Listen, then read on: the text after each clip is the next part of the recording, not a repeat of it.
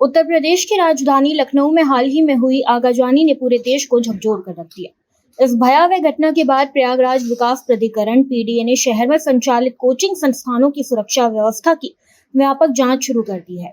इस अभियान के तहत विभिन्न कोचिंग सेंटरों का निरीक्षण किया गया, जिसमें कई संस्थानों में सुरक्षा मानकों की गंभीर उल्लंघन सामने आए। जांच के दौरान 4 कोचिंग संस्थानों में अग्निशमन सुरक्षा से जुड़ी बड़ी खामियां पाई गई। कई जगहों पर आपातकालीन निकास की पर्याप्त व्यवस्था नहीं थी, जबकि कुछ भवनों में फायर सेफ्टी उपकरण या तो उपलब्ध नहीं थे या निर्धारित मानकों के अनुरूप नहीं पाए गए। इसके अलावा भवन निर्माण नियमों और संचालन संबंधी दिशा निर्देशों की भी अनदेखी किए जाने के मामले सामने आए। इन अनियमितताओं को गंभीरता से लेते हुए पीडीए ने 4 कोचिंग संस्थानों को तत्काल प्रभाव से सील कर दिया। कार्रवाई की जद में चर्चित शिक्षक खान सर से जुड़ा कोचिंग संस्थान भी शामिल बताया जा रहा है। वहीं कई अन्य संस्थानों को नोटिस जारी कर निर्धारण समय सीमा के भीतर जवाब देने और सुरक्षा मानकों को दुरुस्त करने के निर्देश दिए गए हैं। प्राधिकरण के अधिकारियों का कहना है कि छात्रों की सुरक्षा से किसी भी तरह का समझौता नहीं किया जाएगा। सभी कोचिंग संस्थानों को नियमों का पालन सुनिश्चित करना होगा। यदि निर्धारित समय के भीतर कमियों को दूर नहीं किया गया तो संबंधित संस्थानों के खिलाफ और भी सख्त कार्रवाई की जा सकती है। पीडीए का ये अभियान आगे भी जारी रहेगा।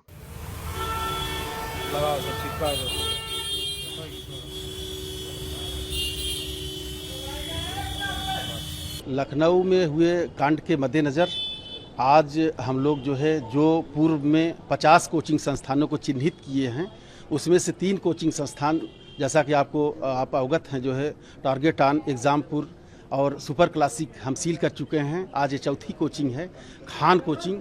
ये भी सामुदायिक सुविधा भूपयोग में इसकी स्वीकृति होनी चाहिए थी प्राधिकरण से।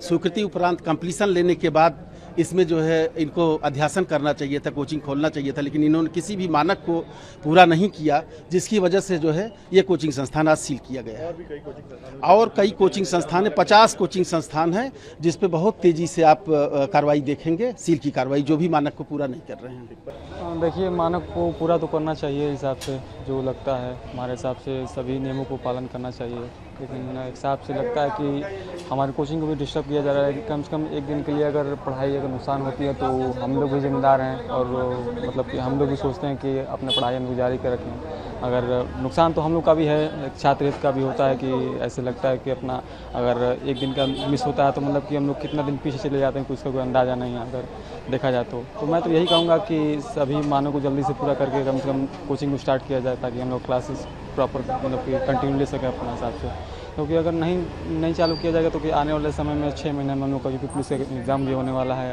मतलब कि नई वैकेंसी आने वाली भी हैं, तो उस हिसाब से देखा जाएगा। तो अगर नहीं समझा जाएगा तो एक हिसाब से लोगों को भी मतलब हम लोग भी नुकसान तो केवल छात्रों का ही होता है अगर देखा जाए तो, क्योंकि पढ़ाने वाले भी तो पढ़ाएंगे और वो भी सर लोग भी चाहते हैं कि नहीं पढ़ाएं कम से कम, कि बच्चों का मतलब सिलेक्शन ज़्यादा हो।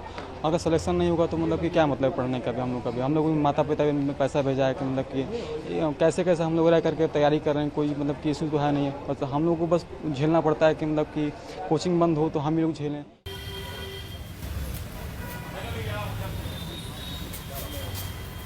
इसका नंबर क्या है, मकान नंबर क्या है?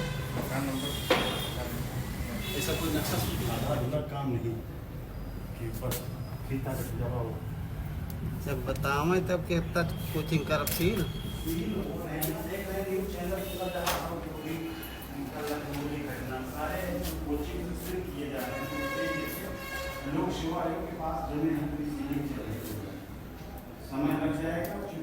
फिलहाल पीडीए की इस कार्रवाई से कोचिंग संस्थानों में हड़कंप मचा हुआ है।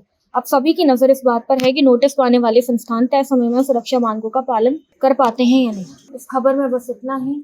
ऐसे ही तमाम खबरों को जानने के लिए देखते रहिए भारत एक्सप्रेस डिजिटल।